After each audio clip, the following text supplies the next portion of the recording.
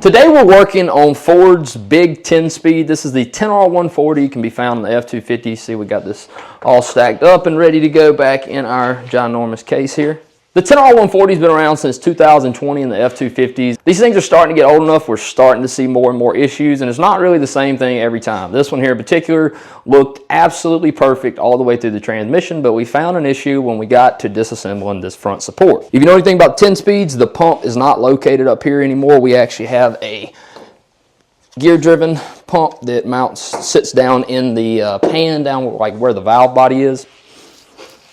Yeah, there's the big boy. That was a 10R80. That wasn't the right pump. So this is actually not the pump. It's called the front support, and it houses the gear that drives your pump, and it also houses the A piston, the B piston, the B clutches, and this one-way here. So we went to disassembling on this front support, and you can see what our problem was. These are the B clutches, and you can see we have individual springs in between each steel. It's what keeps the pressure off the clutches, and you can see this thing just got destroyed. What's even more interesting, if you look at this clutch compared to this one, see, it actually wrung the teeth off of the inside of the clutch. It gets even worse and worse as we go down.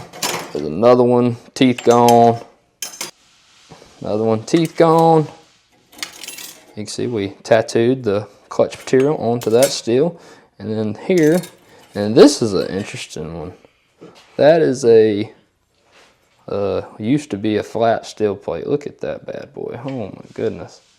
We can see that the piston looks to be protruding completely out of the hole here. To get this piston out, we have to pull this one way. It takes a special type of puller. In most cases, we would pull it out, but in this case, we're actually going to replace the front support. And with the 10R140, you can only buy this as a loaded assembly. It comes loaded, clutches, one-way, pistons, everything's already in it. It's ready to drop in. A lot of the reason why we're replacing this front support is the bushing damage that we had here on this.